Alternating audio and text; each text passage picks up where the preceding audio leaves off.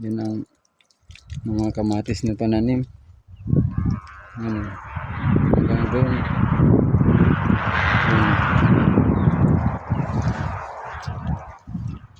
Yun. Yan si Manoy. Ilang buwan na nga yan, Manoy, pagkatanim mo, ano? 2 buwan na. Dalawang buwan pala may bunga na, ano? Oo, dapat nga ma-harvest na ngayong February 1st week of February, kaso grabing ulan. Bali nakuan siya pagbunga, nabala yung pagbunga niya, nabansot. Nabansot siya. Mababansot rin pala pag maulan. Bali anong ginagawa niyo yan, Manoy, yung kuan yan, mga ganyan yung Tinatalian para mas para yung diyan bunga na hindi mabulok. para mas di mabulok, hindi makakuan diyan sa lupa. Oo, pag nakadikit sa lupa, nabubulok. Nabubulok pala. Yun, bali malawak tong tinanaman niyo, ano. Ganyan palagi niyo tinatanim, Manoy, yan mga ganyan, mga kamatis. Dalawang dalato. Bali pag na gusin na to, ano naman sa sunod itatanim nyo? Halimbawa, ganyan. Talong, ganyan. Kamatis na naman dito. Season pala yan, kung panahon na sa sunod, talong naman. Depende sa panahon na naman, eh. Bali may mga kuwan man pala yan, yung mga alagaan man ng gusto. Pinabayaan mo, bakit maalihin? Wala, may mga kuwan, abono, yung may abono. Organic lang, yung abono talaga. Oo, abono talaga. Paano pag abono nyo yan? Malapit sa ano? Bali binubudbud lang nyo dyan sa may puno. Ganun pala yung pagkugusin yan. Pag ganyan na mga ilang kopa yan bago maggusin na? Mga 2 weeks pa pwede. 2 weeks pa, mga ganito na kalaki. Mga 2 weeks pwede na yan. Depende sa panahon pa. Ay, depende pa sa panahon. Pag sigisig ang init, madaling mahinog. Pero pag ganitong panahon, laging ulan. Depende pa pala sa panahon. Ganyan pala pag-aalaga niyan. Bali ang rami nito, Manoy. Pag buwan, yan, may magkukontrata na yata nito, ano? Meron naman kaming ano. Ay, may mga buyer na kayong dideliveran. Binabagsakan talaga. Mga palengke, ano? Sa Naga yata.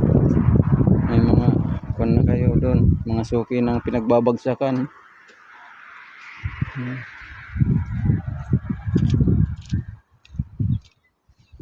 Ganyan pala pagtatanim yan.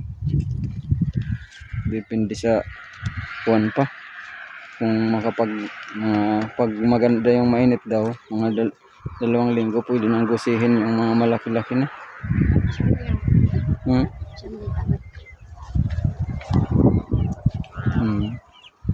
Bali, ano yan, Manoy? Abono yan?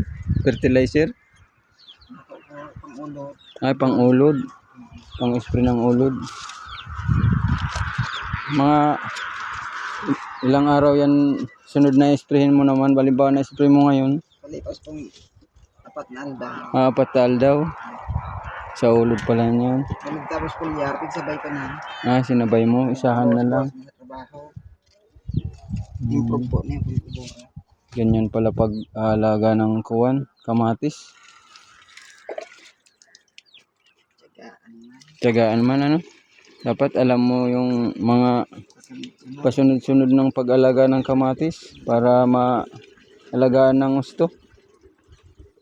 Kalaban pa para sa ang duros. Ang duros, nakababansot yata yan.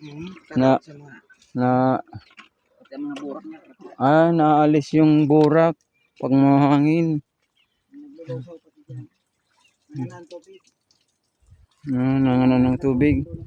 Kaya pala linalagyan nito maestro, para di siya bumaba yung kuwan niya, sanga, di dumukot sa daga.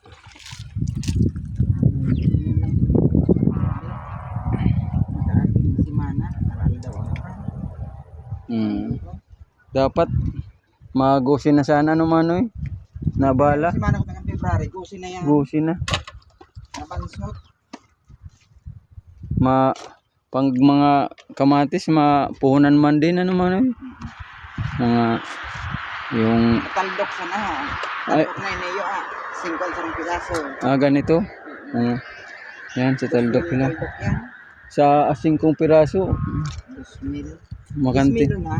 Oo, Diyos. 10,000. Taldok pa lang. Sa saldok pa lang. Chemical. Yan. Abunong ipot. Pang spray. Mga mga organika. Di mababa sa 30. Pero mayroon mong tanong. Sa kapital mo sa pagtanong, Kapital. ganyan kalawak, mga 30 na. Di mababa sa 30. Dahil mababa na sa 30. Ang ganitong kalawak na mga pananim kamatis o yung puhunan. Pag utro mo tanong, nakatipid-tipid ka sa niya ang panaldok. Magamit. Ang tansi, magagamit. Sa Pimero, medyo Medyo magastos. magastos na. Puro bakal pa. Bakal pa yung panaldok. Bibilhin mo pa yan, mga panaldok na yan. Yan.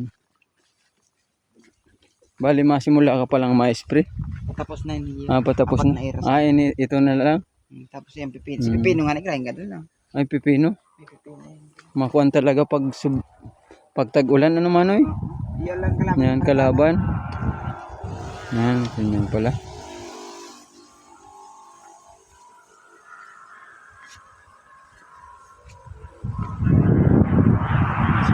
Alagaan din lang.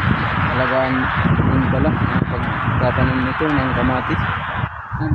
Lawak kasi itong kamatisan yan at taniman. Yun o. Yan.